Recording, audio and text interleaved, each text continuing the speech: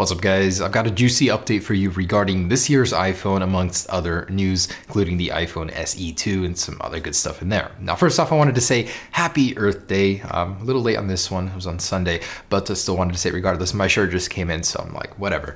Anyways, the first thing I wanted to talk about, probably the most exciting because I've been wondering this myself for the longest time. What will the new iPhone be called? It seems that Apple put themselves at a crux, like you don't know what they're gonna do next because of the naming they chose for the iPhone 10. So they went from the iPhone 6S to the 7. It was rumored to be the 7S next. They skipped that to the 8. So a lot of people were thinking the next iPhone would be called the 9 or even the iPhone 4.7. But then what does that leave the iPhone 10 with? What will that be called? The iPhone 10 2? It's just kind of confusing because Apple backed themselves into a corner with the naming. So a new report from Guggenheim, an investment firm, is claiming that they know the naming scheme of this year's iPhone. So get ready for this drum roll because this year's iPhone, the main one, the new model, the 6.1 inch, will be called the iPhone. Just iPhone. So what a surprise. This goes directly from the iPad naming scheme. Apple's probably going to fall into a very similar naming scheme on the iPhone. So the base model, the entry level, will just be called iPhone. Prepare to get confused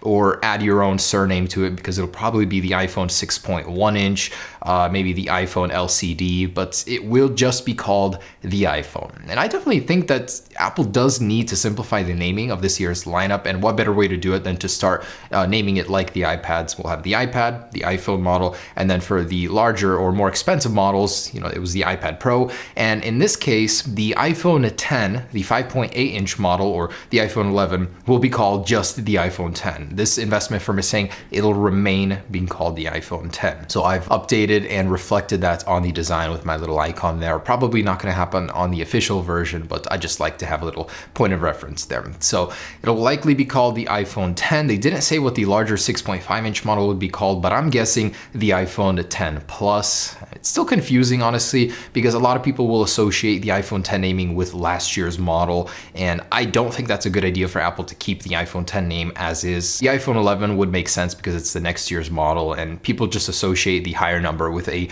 newer device. Now, this isn't 100% set, as most rumors do have some doubt and could change over time, but this very likely could be the final naming scheme for this year's iPhone. Let's give a quick recap here. So we've got the 5.8 inch iPhone 10, which will be priced at $899. Hopefully there's rumors floating around $899 to $999, but Apple's trying to keep it low. They're negotiating for prices with the displays.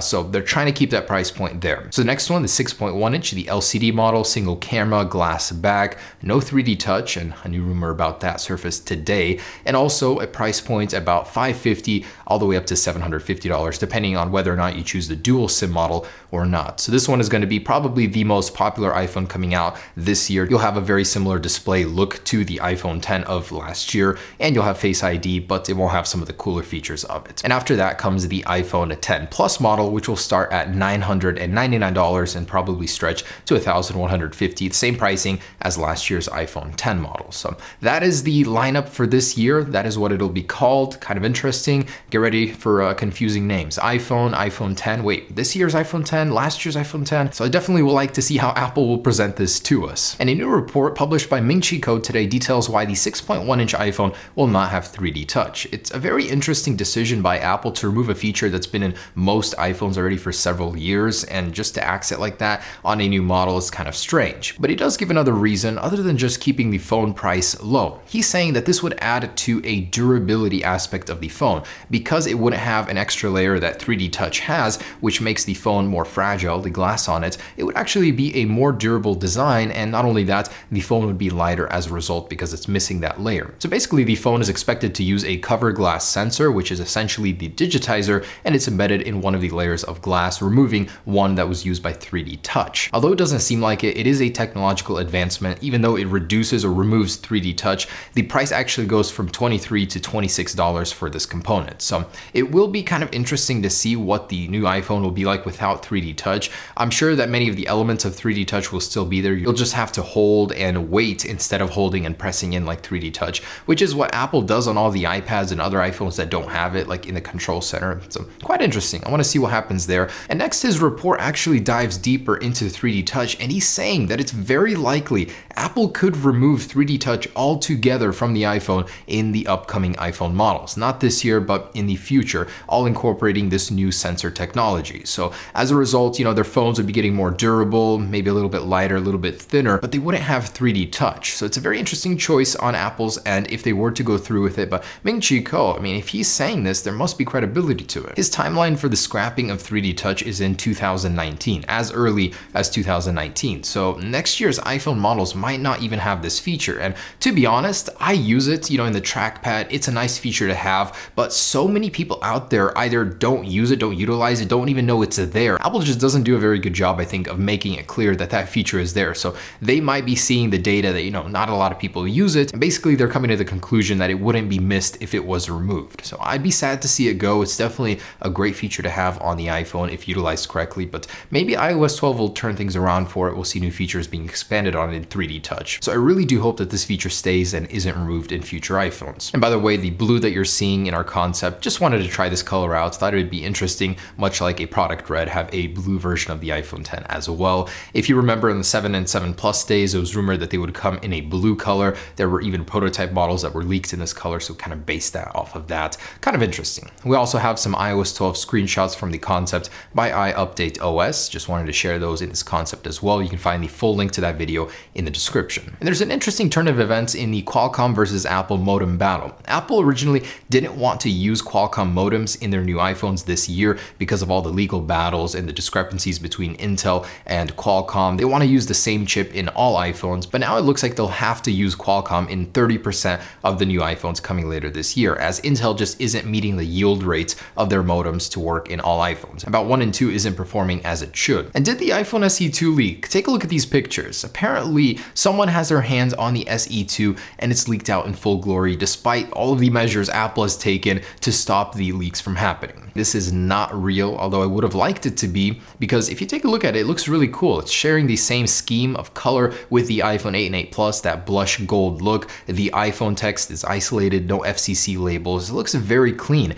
and yet it still has a headphone jack. It's just too good to be true. Now, this is actually a chassis you can buy online to swap over your 5S or iPhone SE internals and make it look like an iPhone 8 model. So it's not a real SE2, despite the fact that I would have liked it to be. But don't end your hope of an iPhone SE2 happening just yet. Vanya Geskin actually tweeted this not too long ago. He's saying that the iPhone SE2 is in full-blown production already under the internal codename of Jaguar, and it will have a glass back with wireless charging. Other than that, not many details offered. He did also say that this could be the new 6.1-inch iPhone. It wasn't totally clear, but it could also be an iPhone SE2. There have been so many conflicting rumors and reports about the SE2, and I like to think that just because there's so much talk about it, it's likely to happen. I mean, someone has to be right, and reportedly it's coming next month or possibly at WWDC. Now, both Samsung and TSMC have just published their quarterly reports, and they're pointing their finger at Apple as to why their production is down for both processors and the wraparound OLED displays. They're saying that Apple's production numbers just aren't what they expected them to be, and they're suffering as a result. So let's hope that Apple's new strategy with the naming the cheaper iPhones works this year and actually increases the production for all of these companies involved. And kind of interesting, but kind of scary. So if you remember the Gray Key tool used to brute force into iPhones, it can do 6-digit passcodes, it can do the iPhone 10 even, and this is used by law enforcement. Some of the code has leaked online, and the actual leaker that was able to obtain it is extorting the company Grayshift to pay him 2 Bitcoins worth, which is about $18,000 right now, so he would stop leaking the code. So far, he's leaked a snippet of it, and he's saying he'll leak the whole thing. Although the company says it's not very dangerous, it's not the full code of this project, but still, if I were them, $18,000 isn't much, in comparison to how much customers you'll lose in the future because your source code is being leaked online. So just a random question, but do any of you guys have a 0-day exploit for the iPhone just laying around somewhere? They're worth $3 million now. And new startup from the United Arab Emirates, CrowdFence, is claiming that they will pay you up to $10 million for a collection of exploits on macOS, Windows, iOS, and Android, depending on which one you have. If you have a zero-click, zero-day exploit, basically you can do this to anyone's iPhone without any input from them, they will pay you up to $3 million for this exploit. In comparison, Apple's bounty program is paying about $200,000 for this very same exploit. Who do you think the guy that has this exploit will sell it to? A company that will use this for law enforcement, military application, or Apple, who will patch this for the good of everybody? I really feel like Apple should raise their bounty program, because a lot of these exploits are ending up in the hands of people like Gray Shift, which are using them for malicious things such as accessing your info when you get arrested. And I just find this one funny. Like, why are companies doing this? Google, Microsoft, and Facebook have all made commitments to change their gun emoji or water it down into a water gun. So it won't be as offensive, it won't look as real. I don't understand why. Someone educate me on why they would do this, but you know, just kind of interesting that they would do that, following in Apple's footsteps, which did this in iOS 10. So there it is, guys. That is the latest stuff, latest iPhone leaks and Apple news. Stay tuned for the next one, but things are getting interesting. I think we don't have much in terms of components, but there's a lot of stuff to go off of, just these features and stuff that these iPhones will have. We're trying to work around that and present you with the concepts of them. So stay tuned for any future ones, but this year's iPhone could be called iPhone. Thanks for watching, guys. Peace.